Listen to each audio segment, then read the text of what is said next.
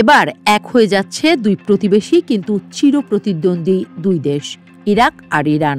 Baghdad Tehran মিলে নিরাপত্তা চুক্তি স্বাক্ষরের মধ্য দিয়ে যেন প্রতিদ্বন্দ্বী থেকে এক হয়ে গেল দুই ভাই। জন্মলগ্ন থেকেই পাশাপাশি দুই ভাই, অথচ মিল না থাকায় সুযোগ সবচেয়ে বেশি কাজে লাগিয়েছে পশ্চিম। এবার দুই ভাইয়ের এক হওয়ার সুবাদে মুসলিম দেশগুলোয় আজ যেন ঈদ। এর মধ্য দিয়ে তারা যেন হুঁশিয়ার করছে, এখন থেকেই সাবধান হয়ে যাও পশ্চিম।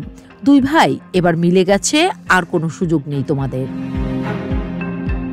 সোমবার তেহরানে ইরানের সর্বোচ্চ জাতীয় নিরাপত্তা পরিষদের সচিব আলী লারিজানির সঙ্গে এক যৌথ সংবাদ সম্মেলনে অংশ নেন ইরাকের জাতীয় নিরাপত্তা উপদেষ্টা কাশিম আল আরাজি।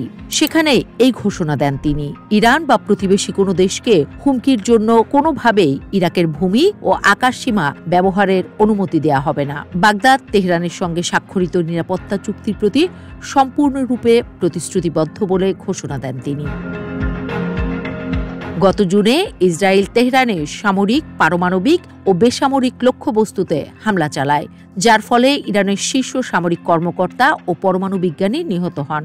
মনে আছে, সেই সময় ইরাক জাতিসংঘ নিরাপত্তা পরিষদে ইসরায়েলের বিরুদ্ধে আনুষ্ঠানিক অভিযোগ দাখিল করেছিল।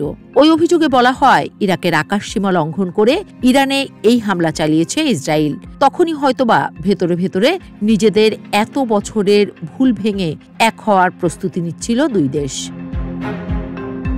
ইরানের সর্বোচ্চ জাতীয় নিরাপত্তা পরিষদের সচিব লারিজানি বলছেন, আমাদের আলোচনার মূল লক্ষ্য দুই দেশের মধ্যে অর্থনৈতিক সম্পর্ক সম্প্রসারণ। অর্থনৈতিক সম্পর্ক স্থিতিশীল রাখতে হলে আমাদের নিরাপত্তা সহযোগিতাও জোরদার করতে হবে।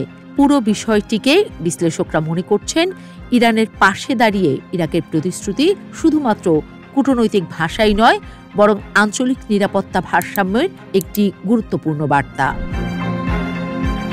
1979 সালে ইরানের ইসলামী বিপ্লবের পর আয়াতুল্লাহ খমেনির নেতৃত্বে নতুন সরকার প্রতিষ্ঠিত হয়। ইরাকের শাসক সাদ্দাম হোসেন আশঙ্কা করেছিলেন, এই বিপ্লব তার দেশেও শিয়া বিদ্রোহ উস্কে দিতে পারে। 1980 সালের সেপ্টেম্বরে সাদ্দাম হোসেন হঠাৎ ইরানে আক্রমণ চালান। লক্ষ্য ছিল খুজেস্তান প্রদেশ দখল ও ইরানের শিয়া শাসন ব্যবস্থাকে দুর্বল করা। কিন্তু দ্রুতই এই অভিযান দীর্ঘস্থায়ী যুদ্ধে পরিণত হয়। দীর্ঘ 8 বছর ধরে চলে দুই প্রতিবেশীর ভেতরকার এই যুদ্ধ। 1988 সালে জাতিসংঘের নিরাপত্তা পরিষদের নেতৃত্বে থামে সেই যুদ্ধ। এরপরও বহু বছর শীতল ছিল দুই দেশ। কিন্তু আজ সময় হয়েছে দুই ভাইয়ের এক হওয়ার, আর এতেই পশ্চিমারা শুরু করেছেন মাথা চাপড়ানো।